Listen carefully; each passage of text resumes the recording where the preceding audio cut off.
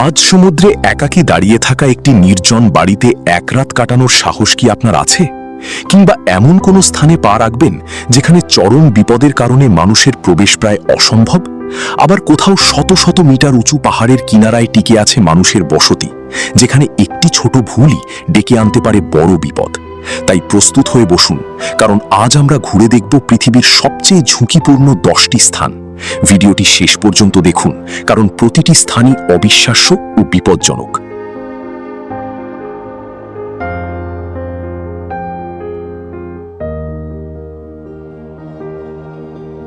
ভোরের আলো ফোটার আগেই ফিলিপাইনের এল নিডো উপকূলে ছোট নৌকায় করে কয়েকজন মানুষ খাড়া চুনাপাথরের পাহাড়ের দিকে রওনা দেন।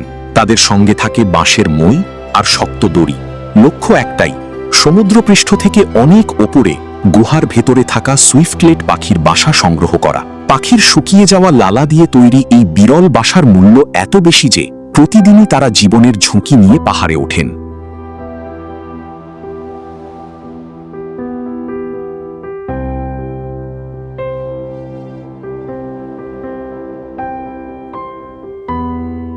একশো মিটারেরও বেশি উঁচু খাড়া পাহাড় বেয়ে দুলতে থাকা বাঁশের মই ধরে গুহার ছাদে পৌঁছাতে হয়।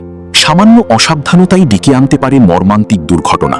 তবুও এই ঝুঁকি নেওয়ার কারণ, চীন সহ কয়েকটি দেশে এই বাসা দিয়ে বিখ্যাত বার্ডস নেস্ট স্যুপ তৈরি করা হয়, যা বিলাসবহুল ও অত্যন্ত দামি খাবার হিসেবে পরিচিত। আন্তর্জাতিক বাজারে এর দাম প্রতি কিলোগ্রামে হাজার হাজার ডলার পর্যন্ত পৌঁছে যায়।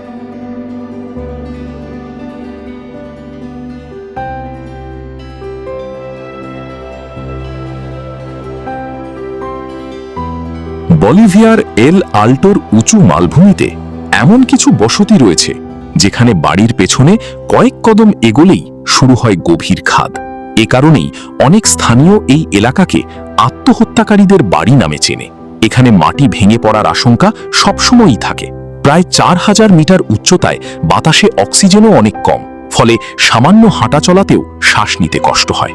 অথচ এই পরিবেশেই প্রতিদিন স্বাভাবিক জীবন কাটাচ্ছেন অনেক মানুষ।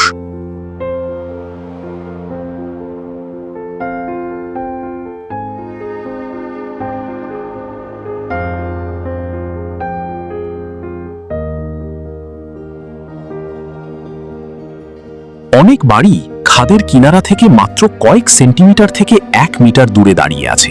ভারী বৃষ্টিতে নরম মাটি ধীরে ধীরে ক্ষয় হয়, আর এর ফলেই অতীতে একাধিক বাড়ি খাদে তলিয়ে গেছে। তবুও বাসিন্দারা এই জায়গা ছাড়তে রাজি নন। তাদের বিশ্বাস, পূর্বপুরুষদের ঐতিহ্য ও ধরিত্রী দেবী পাচামামার আশীর্বাদ এই ভূমিকে রক্ষা করে। তাই সব ঝুঁকি জেনেও তারা আজও এই বিপজ্জনক প্রান্তেই বসবাস করছেন।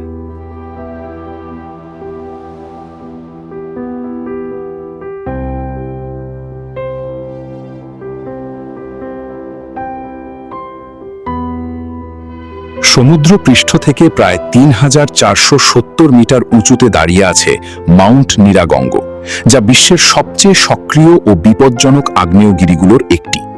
পূর্ব কঙ্গোতে অবস্থিত এই আগ্নেয়গিরির গহ্বরে রয়েছে পৃথিবীর অন্যতম বৃহৎ স্থায়ী লাভা হ্রদ। এখানে ফুটতে থাকা গলিত শিলার তাপমাত্রা 1000 ডিগ্রি সেলসিয়াসেরও বেশি। সবচেয়ে ভয়ঙ্কর বিষয় হল, এর লাভা খাড়া ঢাল বেয়ে ঘন্টায় 60 থেকে 100 কিলোমিটার গতিতে নিচে নেমে আসতে পারে।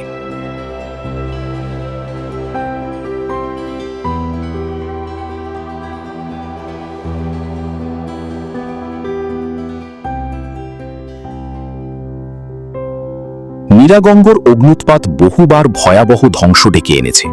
1977, 2002 এবং 2021 সালের অগ্নুৎপাতে লাভার স্রোত আশপাশের জনবসতিতে পৌঁছে বহু প্রাণহানি, ব্যাপক ক্ষয়ক্ষতি এবং লাখো মানুষকে নিরাপদ আশ্রয়ে যেতে বাধ্য করে। বর্তমানে গোমা শহর সহ প্রায় 20 লক্ষ মানুষ এই আগ্নেয়গিরির ঢালের কাছাকাছি বসবাস করেন।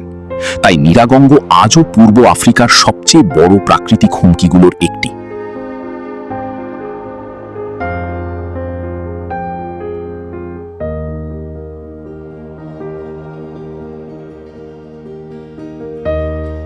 বঙ্গোপসাগরের মাঝখানে অবস্থিত উত্তর সেন্টিনেল দ্বীপ পৃথিবীর সবচেয়ে বিচ্ছিন্ন স্থানগুলোর একটি। মাত্র প্রায় 60 বর্গ কিলোমিটার আয়তনের এই দ্বীপে বসবাস করে সেন্টিনেলিজ উপজাতি, যারা হাজার হাজার বছর ধরে বাইরের বিশ্বের সঙ্গে কোনো সম্পর্ক গড়ে তোলেনি। নিজেদের ভূমি রক্ষায় তারা অত্যন্ত কঠোর এবং অপরিচিত কাউকে সহজে গ্রহণ করে না।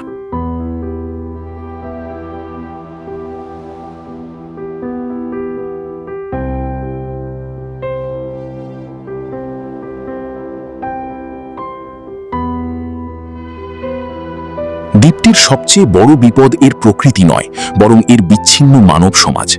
অতীতে তীরে আসা বহিরাগতদের তীর, ধনুক ও বর্ষা দিয়ে প্রতিরোধ করা হয়েছে। 2018 সালে একজন বিদেশি ধর্মপ্রচারক অনুমতি ছাড়া দ্বীপে প্রবেশের চেষ্টা করলে তিনি সেন্টিনেলিসদের হামলায় নিহত হন। এরপর থেকে ভারত সরকার দ্বীপটির চারপাশে 5 কিলোমিটার এলাকাকে কঠোরভাবে প্রবেশ নিষিদ্ধ ঘোষণা করেছে।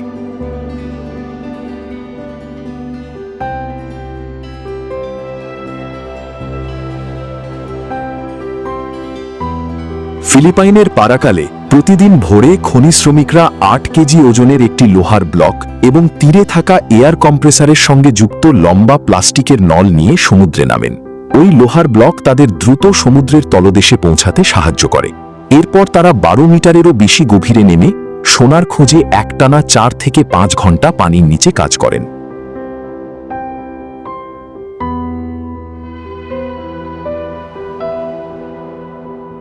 সোনা খুঁজতে প্রতিদিন হাজার হাজার কিলোগ্রাম বালি, প্রবাল ও পাথর সরাতে হয়।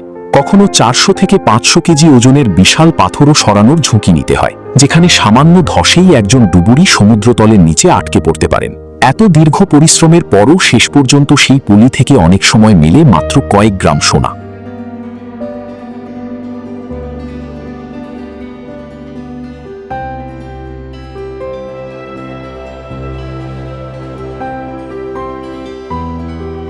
লাওফেংকাও রোড পৃথিবীর সবচেয়ে ঝড়ো সড়কগুলোর একটি।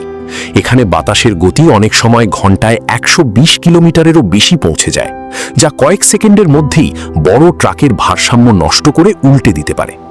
খোলা রাস্তার উপর হঠাৎ পাশ থেকে আঘাত করা প্রবল দমকা হাওয়া চালকদের জন্য সবচেয়ে বড় বিপদ, কারণ এটি কোনো পূর্ব সতর্কতা ছাড়াই আঘাত হানে।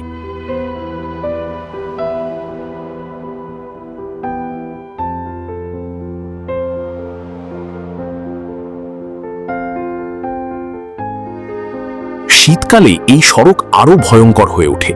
তুষার ঝড়ে দৃশ্যমানতা প্রায় শূন্যে নেমে আসে এবং তাপমাত্রা -40 ডিগ্রি ফারেনহাইটেরও নিচে পৌঁছাতে পারে। অল্প সময়েই বরফে যানবাহন আটকে পড়ে। তাই সার্বক্ষণিক পর্যবেক্ষণ কেন্দ্র থেকে চালকদের বাতাসের গতিবেগ ও আবহাওয়ার সতর্কতা জানানো হয়। পাশাপাশি রাস্তা বালিতে ঢেকে যাওয়া ঠেকাতে দীর্ঘদিন ধরে বিভিন্ন পরিবেশগত প্রকল্পও পরিচালিত হচ্ছে।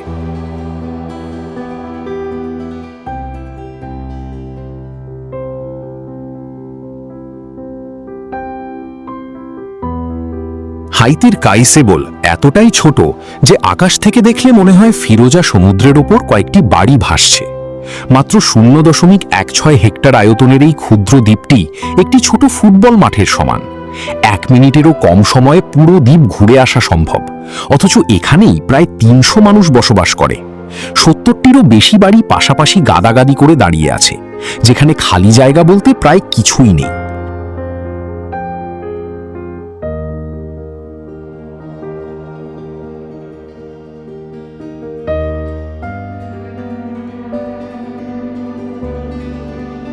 এই দ্বীপে নেই প্রশস্ত রাস্তা বা বড় গাছ, চারদিকে শুধু ঘর আর সমুদ্র।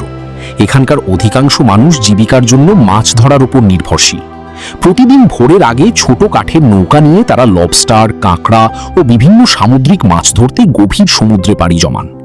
কাইসেবল প্রমাণ করে বেঁচে থাকার প্রয়োজনে মানুষ সবচেয়ে সীমিত জায়গাতেও নিজের জীবন গড়ে তুলতে পারে।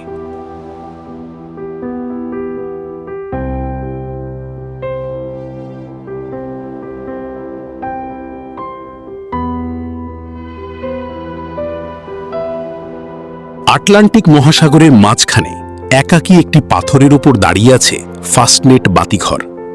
আয়ারল্যান্ডের সবচেয়ে উঁচু এই বাতিঘরের উচ্চতা প্রায় 54 মিটার। 2000টিরও বেশি গ্রানাইটের ব্লক দিয়ে নির্মিত এই স্থাপনাটি একসময় ইউরোপ ছেড়ে উত্তর আমেরিকায় যাওয়া লাখো মানুষের চোখে পড়া শেষ দৃশ্য ছিল। চারদিকে শুধু উত্তাল সমুদ্র, আর মাঝখানে একা দাঁড়িয়ে থাকা এই বাতিঘর আজও বিস্ময় জাগায়।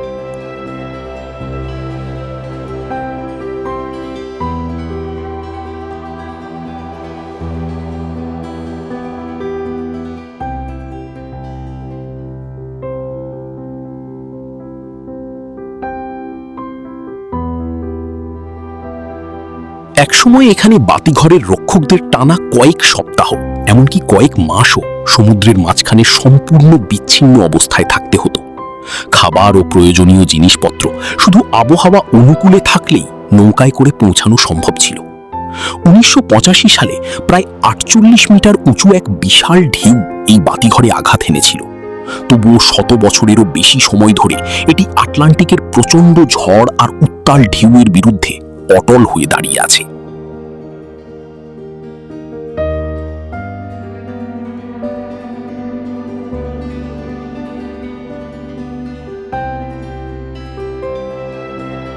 মেক্সিকো সিটির কাছে সোচিমিলকোর প্রাচীন খালের গভীরে রয়েছে রহস্যময় পুতুলের দ্বীপ। এখানে গাছের ডাল, বেড়া ও পুরনো কাঠামো জুড়ে ঝুলে আছে শত শত ভাঙা ও বিকৃত পুতুল। অনেকগুলোর চোখ, হাত কিংবা মাথা নেই, যা পুরো দ্বীপটিকে ভৌতিক পরিবেশে পরিণত করেছে। এই অদ্ভুত সংগ্রহের শুরু 1950-এর দশকে, যখন ডন হুলিয়ান সান্তানা নামে এক নির্জন তত্ত্বাবধায়ক সেখানে বসবাস শুরু করেন।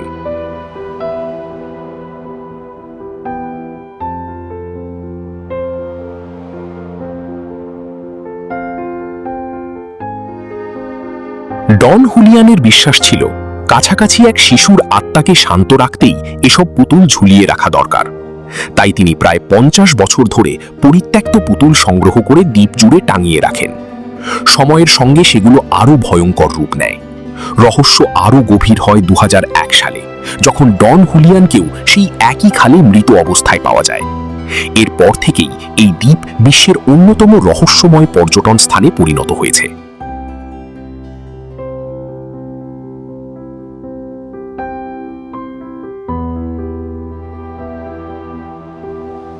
আর্কটিক মহাসাগরের তীরে অবস্থিত টিস্কি পৃথিবীর সবচেয়ে বিচ্ছিন্ন জনবসতিগুলোর একটি। শীতকালে এখানকার তাপমাত্রা প্রায়ই -40 ডিগ্রি সেলসিয়াসের নিচে নেমে যায়, আর প্রবল আর্কটিক বাতাস অনুভূত তাপমাত্রাকে -50 ডিগ্রিরও নিচে নামিয়ে আনতে পারে। বছরের একটি সময় টানা কয়েক মাস সূর্যের আলো প্রায় দেখা যায় না, ফলে পুরো অঞ্চল দীর্ঘ মেরু রাত্রিতে ডুবে থাকে।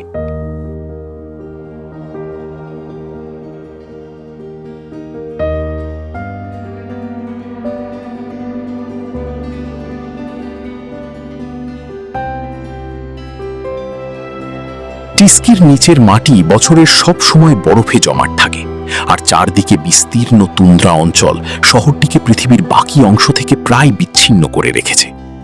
নিকটতম বড় শহর 1000 কিলোমিটারেরও বেশি দূরে, তাই বছরের বেশিরভাগ সময় আকাশপথই ভরসা। তুষার ঝড় ও ল্যাপটিভ সাগর থেকে আসা প্রচণ্ড ঝড় এখানকার মানুষের প্রতিদিনের চ্যালেঞ্জ। তবুও কয়েক হাজার মানুষ আজও এই কঠিন পরিবেশে বসবাস করে চলেছেন।